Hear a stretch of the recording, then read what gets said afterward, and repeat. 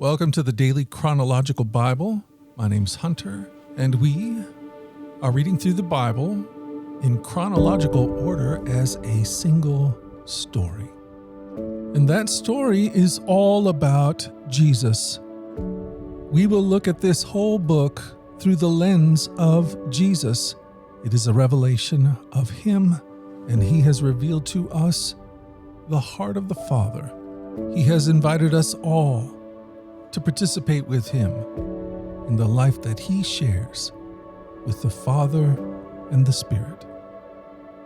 Today, February the 8th, we're in the book of Exodus, chapter 22, starting in verse 16 through chapter 24. This is the word of the Lord.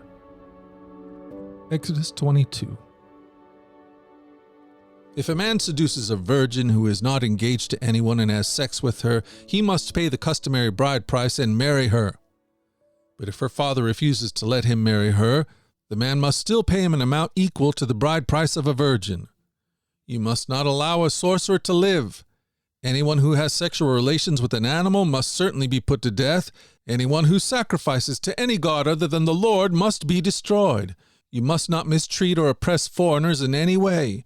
Remember, you yourselves were once foreigners in the land of Egypt. You must not exploit a widow or an orphan. If you exploit them in any way, and they cry out to me, then I will certainly hear their cry.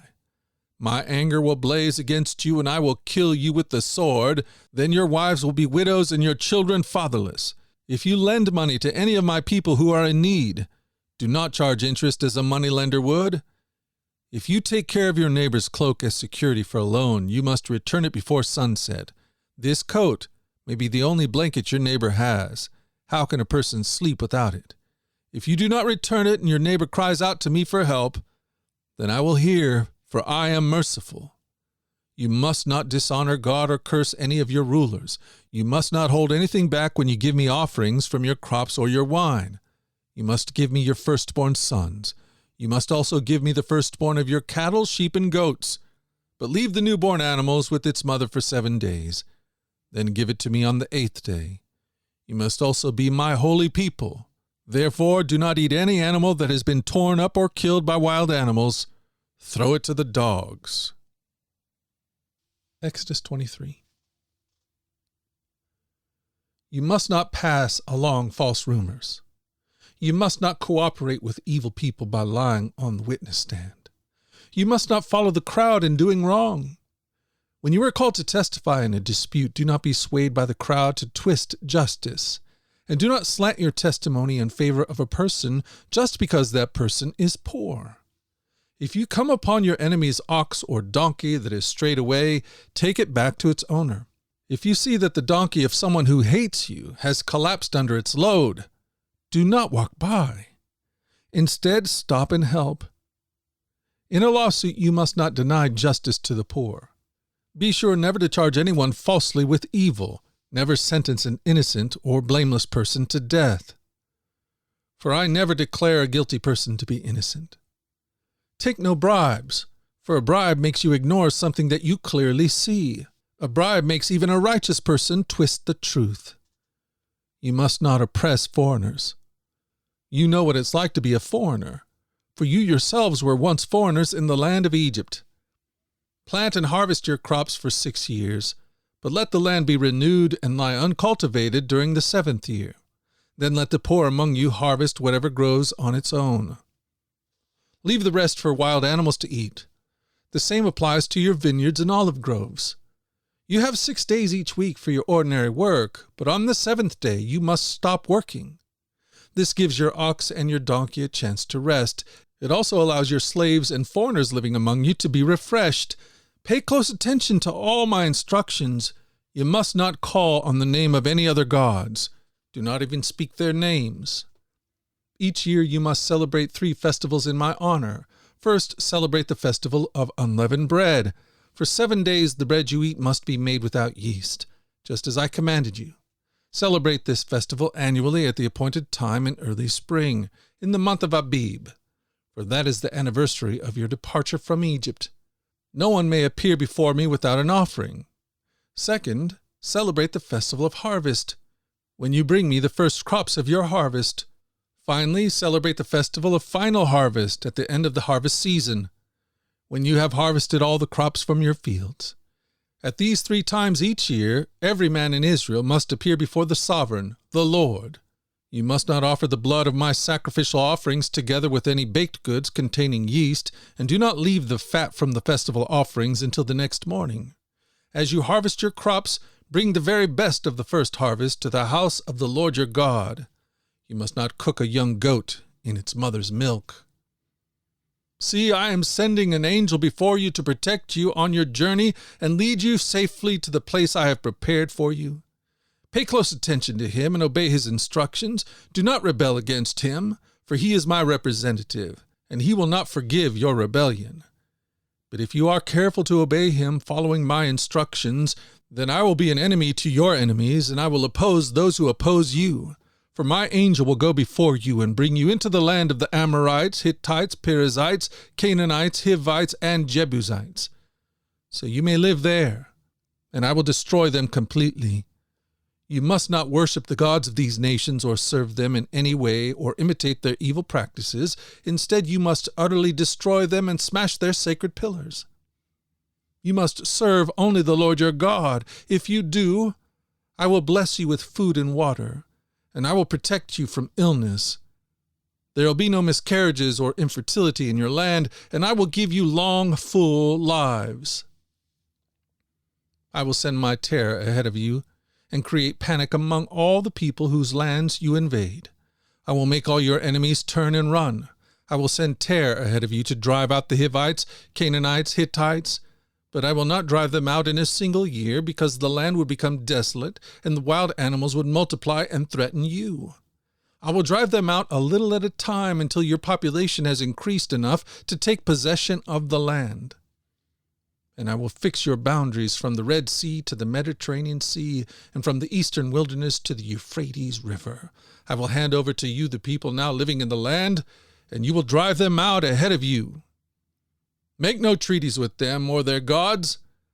They must not live in your land, or they will cause you to sin against me.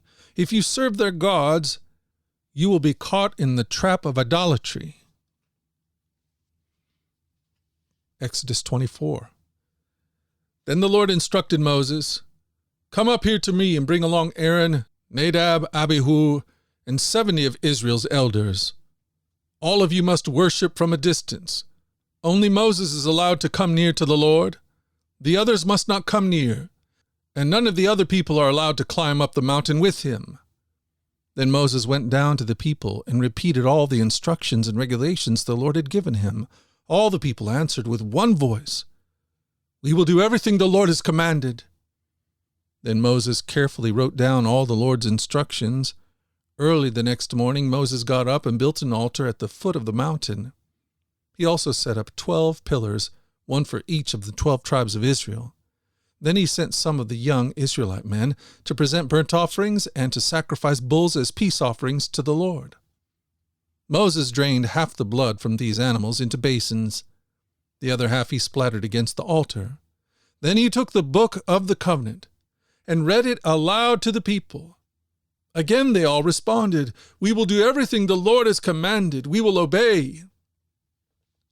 Then Moses took the blood from the basin and splattered it over the people, declaring, "Look, this blood confirms the covenant the Lord has made with you in giving you these instructions."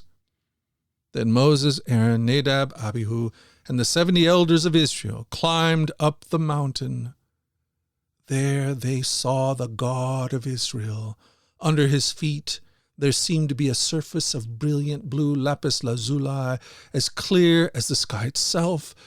And though these nobles of Israel gazed upon God, he did not destroy them. In fact, they ate a covenant meal, eating and drinking in his presence.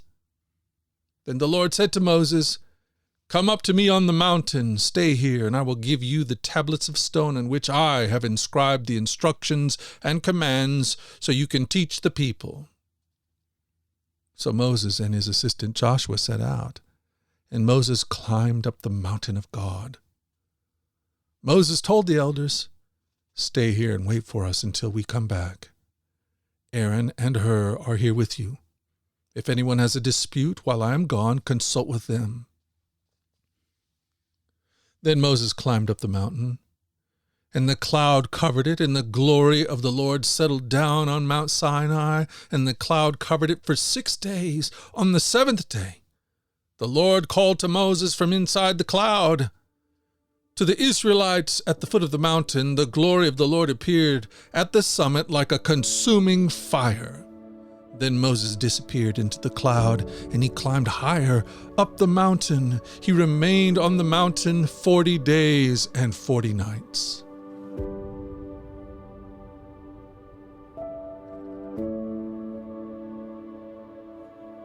Join us at our flagship podcast, The Daily Radio Bible, where we read through the entire Bible over the course of a year. In our daily reading and meditation, we open our hearts to the God who is love. Find out more at dailyradiobible.com or wherever you get your podcast. These podcasts are entirely listener-supported. If you'd like to partner with us to make sure that these podcasts continue each and every day, you can do that by going to dailyradiobible.com and clicking the donate link. The Daily Radio Bible is a ministry of the Trinity Commission, and all your gifts are tax deductible. Until tomorrow, let's go forward in God's joy. Let's let His joy be our strength, and let us always remember this, that you are loved. We'll talk again tomorrow. You take care.